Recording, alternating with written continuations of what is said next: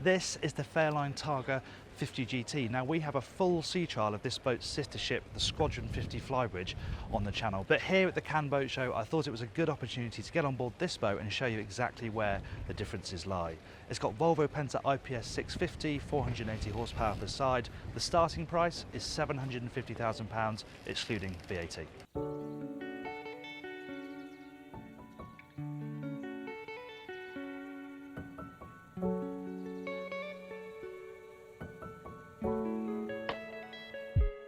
Right, let's have a closer look at the features on board then. Back here, very similar to the Squadron, you have a high-low bathing platform. This is where you can store the tender, drops down into the water, float the tender off, float it back on. Obviously also great when you're having a swim. As you get up into the cockpit, things are a little bit different. On the Squadron, you have access up both sides, either side of the bench. Here, the seating extends round like an L, so you can tuck people into that corner. There is still access to that side deck, but you have to go down onto the bathing platform to do it. And actually, this is a really cosy, comfortable spot, and would be nice when you're moving along as well, because you've got shelter from that window. Then as we move into the saloon, you have galley up and galley down options on this boat, same as the Squadron actually. This boat's obviously got the galley up option, and that's nice because it means everything up here on the main deck, you have an internal dinette where you are obviously fully sheltered from the elements. You can close the door, close the sunroof, but you can open it all up as well. And then the galley has great proximity to this outdoor dining area, and this is actually really nicely specified. You've got a fridge down here, you've got a nice big sink with the chopping board underneath, induction cooking, a bit more storage down here, loads of storage dotted around all over this galley in fact.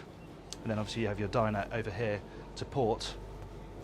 Now the major difference between this and the Squadron, apart from not having a flybridge, is that you have a sunroof down here, and it's glass infused as well, so even when it's closed like it is now, you still get the benefit of all that natural light pouring down into this area, but also importantly pouring down onto the lower deck, so it really brightens up that area down there. The helm is identical to the lower helm of the Squadron 50. There's a bit of an issue on that boat. You can probably see quite how shallow the windscreen is, so you have to stoop down a little bit to see when you're driving from the lower helm on the flybridge version.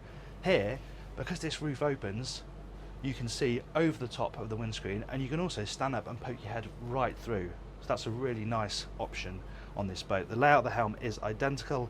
It's really nice actually, very nicely presented, really clear, everything's nice and close. You've got your analog dials at the top, you've obviously got your Garmin MFD, and that's opposite the navigator, so that all works really nicely, and combined with the sunroof, really good driving position. Onto the accommodation.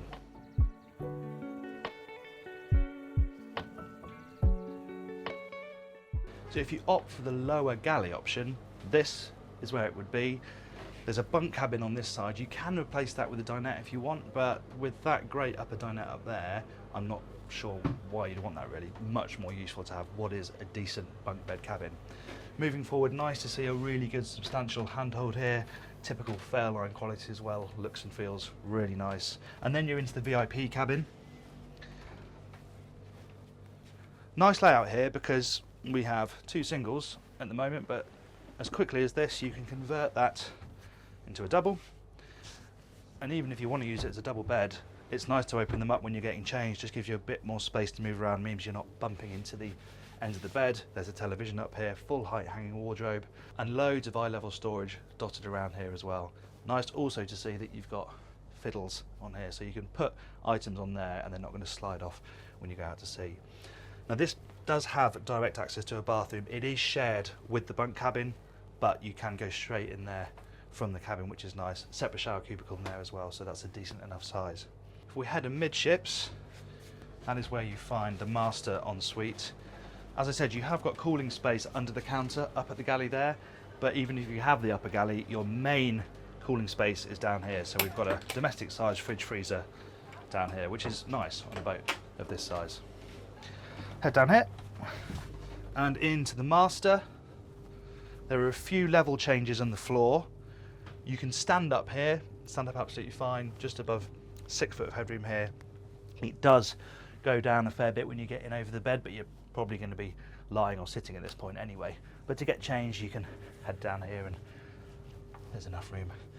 Loads of storage down either side, nice drawer storage, and you get the benefit of the whole windows, of course. The bathroom, tucked forward here, obviously it's en suite, completely private, and itself has a separate shower cubicle. It's really nicely laid out. Right, so that's the interior. Let's go and have a look at the side decks. The side decks are equal widths, but because you have the seating over to port, it's naturally just easier to come up onto this one. The guardrails come up to a decent level. You've got a nice high tow rail as well, and then you've got this great, big, substantial rail here as well to help guide you along. It does feel a nice, safe boat to crew. You've got midships cleat, of course, really good chunky rails. Yeah, it all feels really substantial.